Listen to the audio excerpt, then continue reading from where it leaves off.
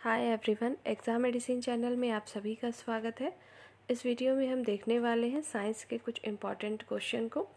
आपको यहाँ से जितने लोग भी हैं जूनियर लैब असिस्टेंट के, उनको तो ट्रेड में भी ये प्रश्न देखने को मिल सकते हैं, और जिनके जीके में आने वाले प्रश्न हैं, आप में 20 नंबर की जीके आएगी, चाहे आप किसी भी ट्रेड के हों, उनके लिए भी ये इम्पॉर्टेंट है, क्योंकि उसमें आपके दिया हुआ है कि साइंस का वेटेज रहेगा।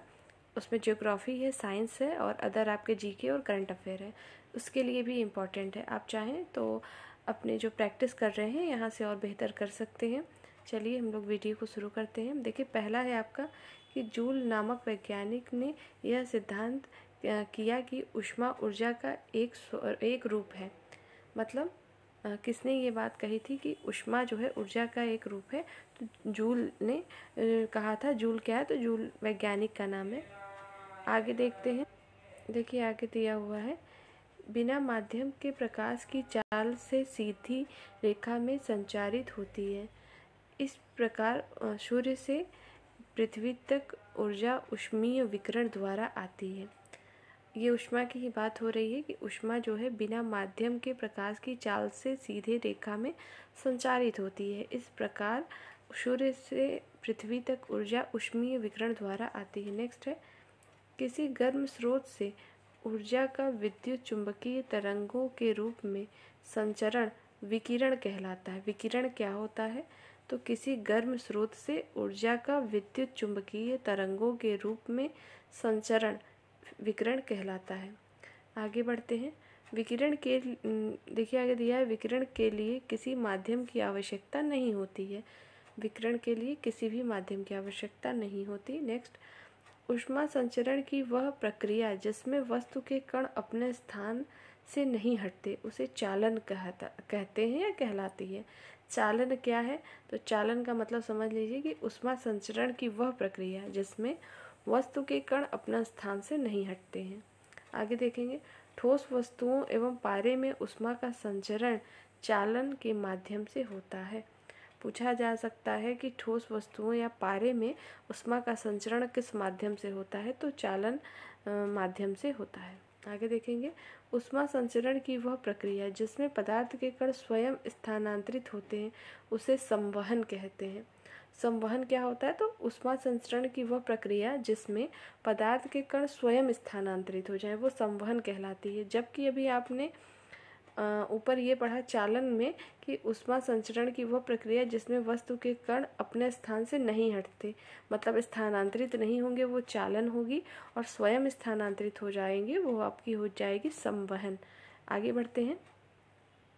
द्रव एवं गैस में ऊष्मा संचरण मुख्यतः संवहन द्वारा होता है। संवहन क्या है? कि ऊष्मा संचरण की वह विधि है, जिस प्रक्रिया या विधि है जिसमें क्या होता है कि उसके कण स्वयं स्थानांतरित हो जाते हैं। तो इसमें संवहन का एग्जाम्पल आप समझ सकते हैं, द्रव एवं गैस। आगे बढ़िए। देखिए, लिखा है 1 kilo calorie 4.18 into 10⁻³ joule car के समतुल्य होता है। 4.18 इंटू 10⁻³ जूल कार्य के समतुल्य होता है। कितना? तो 1 किलो कैलोरी बराबर इतना होता है, याद रखेंगे। 1 जूल का मान कितना होता है अर्ग में? तो 10⁻7 अर्ग, 10⁻7 अर्ग होता है 1 जूल बराबर। आगे देखेंगे, एक ब्रिटिश थर्मल यूनिट 252 कैलोरी के बराबर होती है। एक ब्रिटिश थर्मल यूनिट 552 कैलोरी के बराबर होती है। नेक्स्ट है, ताप के परिवर्तन के फलस्वरूप पदार्थों की लंबाई, क्षेत्रफल एवं आयतन में होने वाले परिवर्तन को ताप विस्तार कहा जाता है या कहते हैं। आप यहाँ पे समझिए कि ताप विस्तार क्या होता है। फिर से देखते हैं कि ताप के परिवर्तन के फलस्वरूप जो पदार्थ होगा उसकी लंबाई, क्षेत्रफल एवं आयतन में होने वाले परिवर्तन को क्या कहते हैं? ताप विस्तार। आगे देखिए, किसी वस्तु का रेखीय प्रसार गुणांक उसकी लंबाई में वह प्रसार है जो उस वस्तु की एकांक लंबाई की क्षण के 1 डिग्री सेल्सियस ताप बढ़ाने पर होता है। यहाँ पर बताया जा रहा है कि रेखीय प्रसार गुणांक क्या होता है। तो रेखीय प्रसार गुणांक किसी वस्तु का वह होता है जो कि उस वस्तु की लंबाई मतलब उसकी वस्तु की लंबाई में वह प्रसार होता है जो उस वस्तु की एकांक लंबाई की क्षण के 1 डिग्री सेल्सियस ताप बढ़ाने पर होता है। रेखीय प्रसार गुणांक का मात्रक प्रति डिग्री सेल्सियस होता है। इम्पॉर्टेंट है, याद रखेंगे कि रेखीय प्रसार गुणांक का मात्रक क्या होता है, तो प्रति डिग्री सेल्सियस होता है। अगला, रेखीय प्रसार गुणांक बराबर क्या होता है, तो लंबाई में वृद्धि बटे प्रारंभिक लंबाई इंटू ताप वृद्धि। रेखीय प्रसार गुणांक बराबर क्या होगा, लंबाई में वृद्धि बटे प्रारंभिक लंबाई इंटू जो है ताप में वृद्धि। नेक्स्ट देखिए, किसी वस्तु का क्षेत्रीय प्रसार गुणांक उसके क्षेत्रफल में वह प्रसार है जो वस्तु के एकांक क्षेत्रफल का 1 डिग्री सेल्सियस ताप बढ़ाने पर होता है। अभी हमने ऊपर देखा था रेखीय प्रसार गुणांक, नीचे दिया हुआ है क्षेत्रीय प्रसार गुणांक। जो रेखीय प्रसार गुणांक था उसमें क्या था, लंबाई में वह प्रसार हो रहा था जो कि वस्तु के एकांक इकाई की क्षण को 1 डिग्री सेल्सियस ताप बढ़ाने पर होता था। जबकि क्षेत्रीय प्रसार में क्या होता है, उसकी लंबाई में नहीं क्षेत्रफल में होगा। वस्तु के क्षेत्रफल में वह प्रसार है जो वस्तु के एकांक क्षेत्रफल का ताप बढ़ाने पर बढ़ता है। देखिए, रेखीय से याद करने के लिए समझ लीजिएगा, लंबाई से मतलब है क्षेत्रीय प्रसार है तो क्षेत्रफल में जो 1 डिग्री सेल्सियस बढ़ाने पर ताप में परिवर्तन होता है वही होता है क्षेत्रीय प्रसार गुणांक। आगे बढ़ते हैं। देखिए आगे दिया हुआ है, क्वथन की गुप्त ऊष्मा का भी मात्रक जूल प्रति किग्रा होता है।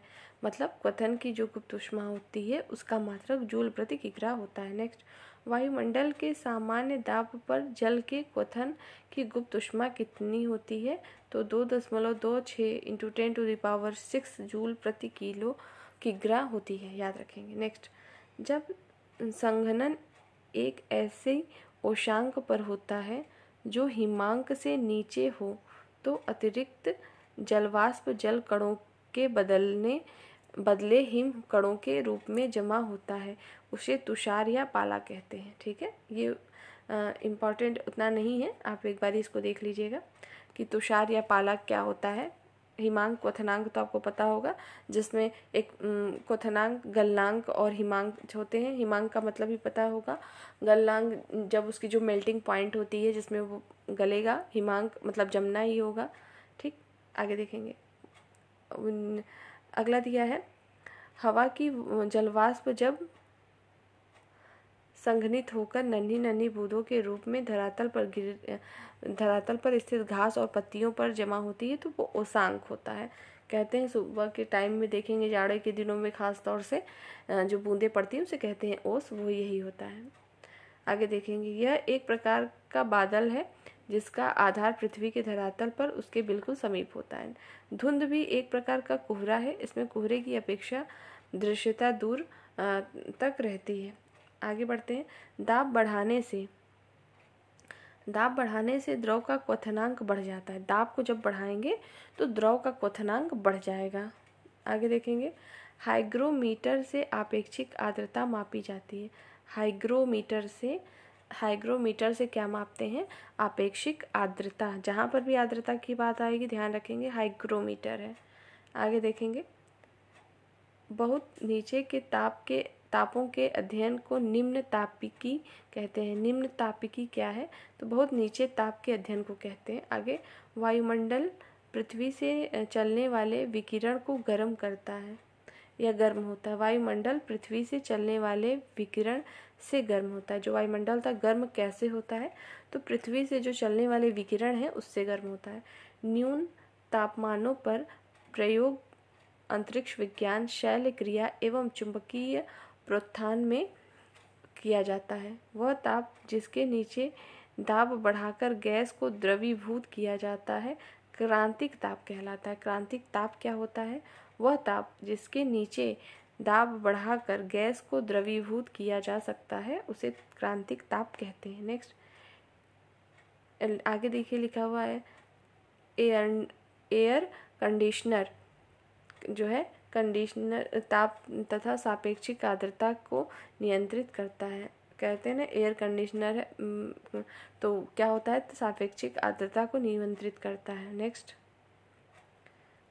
थर्मस फ्लास्क में ऊष्मा का क्षय चालन संवहन तथा विकिरण द्वारा होता है। जो थर्मस फ्लास्क होता है उसमें ऊष्मा का जो क्षय चालन, संवहन और विकिरण द्वारा होता है। अभी आपने ऊपर चालन क्या होता है, संवहन क्या होता है पढ़ा है, विकिरण भी था। ज्वालामुखी को प्रकृति का सुरक्षा वाल्व कहते हैं। बर्फ पर स्केटिंग करते समय दाब के कारण बर्फ का गलनांक नीचे चला जाता है। जब स्केटिंग का मतलब समझ ही रहे होंगे आप सभी लोग, इस गेम भी होता है, ठीक है, ठंडे प्रदेशों में इस पे जो चलते हैं, ठीक है। तो स्केटिंग करते समय जो होता है दाब के कारण बर्फ का गलनांक नीचे चला जाता है। अब हम एक बारी वो देखते हैं उपकरण और उसके कुछ खोजकर्ता। इससे भी प्रश्न बनने की संभावना है, इसलिए मैं आपको एक कुछ लिस्ट प्रोवाइड कर रही हूँ, उसे भी देख सकते हैं आप। हो सकता है इसमें से आपको कुछ चीज़ें पता हो और जो ना पता हो उसे देख लीजिए, एक बारी रिवीजन भी होगा आपका। देखिए, पहला है कंप्यूटर। कंप्यूटर के आविष्कारक क्या हैं, कौन थे, तो चार्ल्स बेबेज थे। ये आप जो कंट्री है तो उसको आप देखते चलेंगे, मैं आपको आविष्कारक का नाम बताती चल रही हूँ। नेक्स्ट है फाउंटेन पेन। फाउंटेन पेन की खोज किसने की थी, तो ले वाटरमैन ने फाउंटेन पेन की खोज की थी। ग्रामोफोन की खोज किसने की थी, तो थॉमस अल्वा एडिसन ने की थी। टेलीफोन की खोज किसने की, तो ग्राहम बेल ने की थी। बेल से याद रखेंगे, बेल बजती है ना टेलीफोन में, घंटी, तो उससे telephone, Graham Bell. Next television, TV जो होती है, इसकी खोज किसने की थी, तो J.L. बेयर्ड ने की थी। फोन तो ग्राहम बेल। देखिए, माइक्रोफोन हो या ग्रामोफोन हो, कोई भी फ़ोन हो, दोनों मतलब तो ग्राहम बेल ने खोज करी थी। आगे देखते हैं, सीमेंट या पोर्टलैंड उसे कहते हैं, इसकी खोज किसने की थी, तो देख सकते हैं जोसेफ आसफर्डीन ने की थी। नेक्स्ट ट्रांसफार्मर की खोज Michael Faraday. Next penicillin, Alexander Fleming. Penicillin की खोज अलेक्जेंडर फ्लेमिंग। डायनेमो की खोज किसने की, माइकल फैराडे ने ट्रांसफार्मर की भी की थी और डायनेमो की भी की थी। पाश्चुरीकरण, लुईस पास्चर के नाम पर ही है पाश्चुरीकरण। रिवॉल्वर की खोज किसने की, सैमुअल कोल्ट। स्कूटर अब तो यूज़ नहीं होता ही है, लेकिन स्कूटर की खोज की किसने थी, तो जी ब्राडशा ने की थी। नेक्स्ट देखते हैं, अगला है आपका बैरोमीटर की खोज करी थी टॉरिसेली ने की थी बैरोमीटर की खोज। साइकिल की खोज की थी मैकलिन। विद्युत सेल ए वोल्टा ने विद्युत सेल की खोज की थी। डीजल इंजन की खोज करता है रुडोल्फ डीजल। रेडियो की खोज की थी मार्कोनी। कैलकुलेटर पास्कल ने की थी। दूरबीन की खोज की थी गैलीलियो ने। दूरबीन की खोज किसने की थी, गैलीलियो ने। और ईमेल, आप सब इंटरनेट यूज़ करते ही होंगे, ईमेल की खोज किसने की थी, तो रे टॉमलिंसन ने की थी। ईमेल का फुल फॉर्म क्या होता है, इलेक्ट्रॉनिक मेल होता है। तो उस वीडियो में आपको इतनी चीज़ें प्रोवाइड करी गई हैं, इसको रिवीजन करिए, 1 से 2 बार सुनिए, चीज़ें याद हो जाएंगी। नेक्स्ट वीडियो में नई सीरीज़ के साथ हम फिर मिलेंगे, तब तक के लिए टेक केयर, जय हिंद।